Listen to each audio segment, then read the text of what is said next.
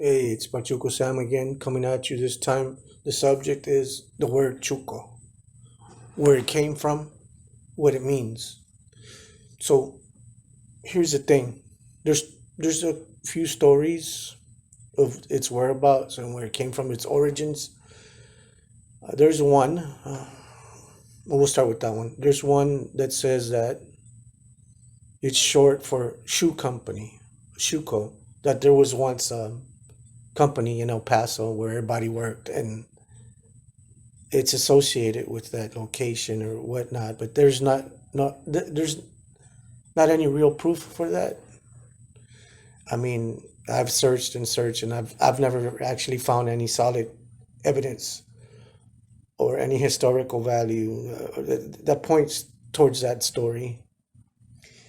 Now, if you look online, the second theory is that Chuco is short for Pachuco, which were guys with zoot suits that came from El Paso. Well, here's the thing. That's backwards. Okay. The truth is that the Pachucos did come from El Paso, but that wasn't their original name. That was a name that was given to them by the peoples from California. So before they were known as Pachucos, they were originally known as Tirilis or Tirilones. Okay. And these guys were gang members, criminals. Okay. And they spoke Calo, which is, a code language, secret language, secretive language, which it originated in Spain by the Gypsies, by the Gitanos, and it was brought over to the New World. Calo is used kind of like Ebonics. It's code switching. You know, you switch words up so that people, the outsiders or the police authorities, don't understand what you're talking about when you're handling your criminal activities.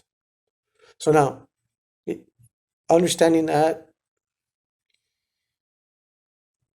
when you try to look up a code word or a Kalo word on YouTube or Google, you're going to get different opinions from people of what they think it means. So if you go online right now and you Google it, it's going to tell you it means dirty. It's going to mean this and that in this language. These people in Colombia, to them it means this or that. Or in El Salvador, it means something else. The way that Tirilis used it, Chuco was basically a code word for chueco, and chueco meaning crooked, something that's broken, doesn't work, which was the case in El Paso back then. Okay, this goes way back beyond before the Zoot Suits and Pachucos. The Tirilis were a criminal organization, basically gang members. They were criminals, and they had been speaking Kalo since the very beginning, because Calo itself, before it came to the Americas, goes back to the 16th century, Spain. But when the Spaniards came over and they brought the Gypsies over, the Gitanos over as slaves, they intermingled with the criminals here. That's how they ran their criminal activities. Okay, so back to that. So when the Tirilis started working for the Southern Pacific Railroad and traveling all through the Southwest, through Arizona, New Mexico, so on and so forth, all the way to California. So Californians noticed these people, that by the time that they were traveling was already the late 1930s, early 1940s. These guys that spoke a different dialect, and they dressed different. They dressed in these extravagant zoot suits. The zoot suits actually hit California last. The zoot suit had been around for a way much longer time than than that, and the calor and all that was around way before California. It hit California. It actually came from El Paso. So when these Californians would ask these people, these guys, hey man, where you guys going? These guys would be traveling back home, and they'd be like, was Palchuco.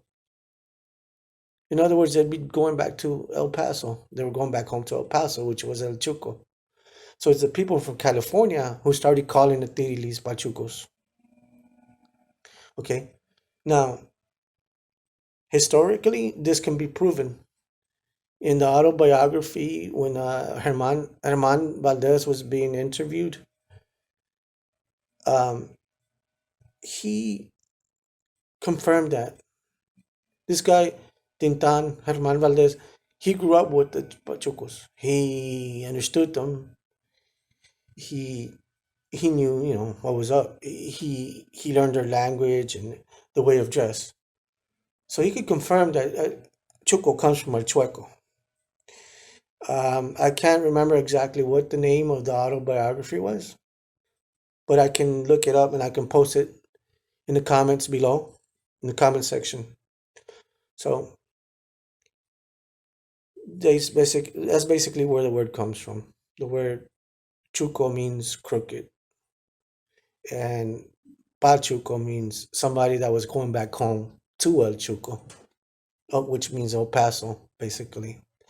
And the story about the shoe company, I don't know. I still haven't found anything proving to me that there was a shoe company there, or that's where the word came from.